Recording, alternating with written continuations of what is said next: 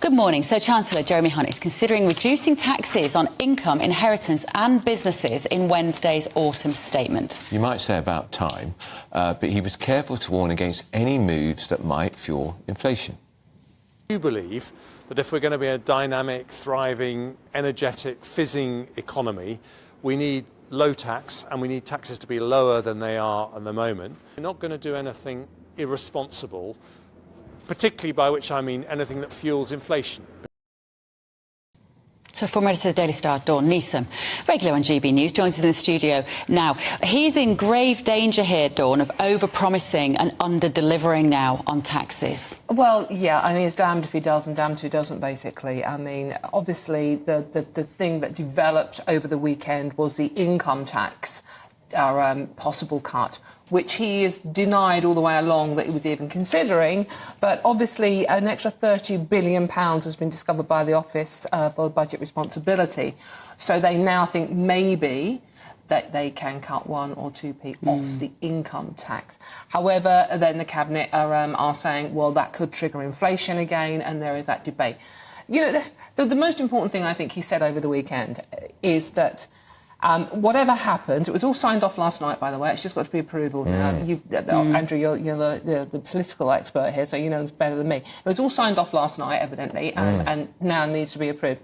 But, you know, the one line you take away from everything and all the speculation over the weekend was that they may defer cuts, whatever cuts they may be, whether it's inheritance tax or income tax or winter fuel payments or national insurance or any of the other things they've discussed, until the spring budget.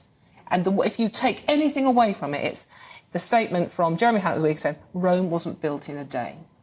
And that means that basically everything we've speculated on, everything the paper's been full of all weekend, and and it's so many, business tax, small business VAT, stamp duty, premium bonds even, all discussed, but It'll be mad if they do that for a number of reasons, Dawn, because people, A, need the money in their pocket now. Of course. And secondly, we could have an election in May, because if the small boats Rwanda issue is not resolved, and I suspect it won't be, and if the numbers of migrants crossing the Channel are multiplying throughout the summer, a May election. So, we get these tax cuts in April, and people will think, did we not see that? Are we really going to fall for that? Yeah. Well, exactly. That's such an overt election bribe. Yes, and that's what it sounds like. And the thing is, it's like, it's like, the inheritance tax, which is the big thing, it affects a tiny percentage of people.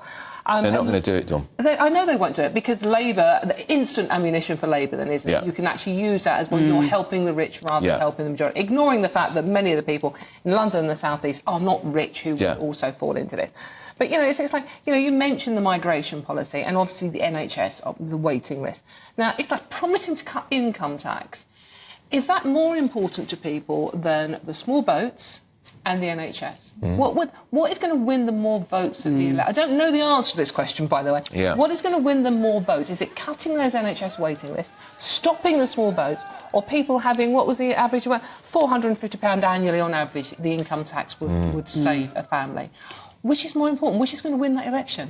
I think if they stop the boats, if they sorted the immigration, the migrants out, I think it would be a game changer. Yeah, I think you're probably right, but I mean, it's everything. Because people are sick to death of it. The whole length and breadth of the country, they're sick of it. Sick of these people pouring in. We don't ever get rid of them. They stay forever. There was a story in one of the Sunday Storms saying tens of thousands of these people who are here illegally will be given an amnesty. For heaven's sake. And we don't know who they are. Which just means even more will come, because you're then going to get an amnesty. And the whole point of this is stopping the boats, stopping people losing their lives. And the popularity, or lack of, with Rishi Sunak is a serious issue for the Conservatives. Research over the weekend, a poll by the Daily Express, saying that he is likely to become the first Prime Minister in history to lose his own seat in an election. At what point do the Conservatives admit that they cannot win with him at the helm? The problem they've got there, Bev, is how many Conservative Prime Ministers have we had over the past year? Too many. Exactly. And it's like, who do you parachute in? I think, Andrew, I don't know what you think about this, but how many people would think, right, OK, you really don't know what you're doing now if you parachute another... yeah, but that would be the problem. PM in. And the country would insist, and the clamour for an immediate general election would be overwhelming. Yes, which they would lose. They're still 20 points behind. I know. Well, a couple of polls last week, 30. Well, 30, yeah, absolutely. Yeah.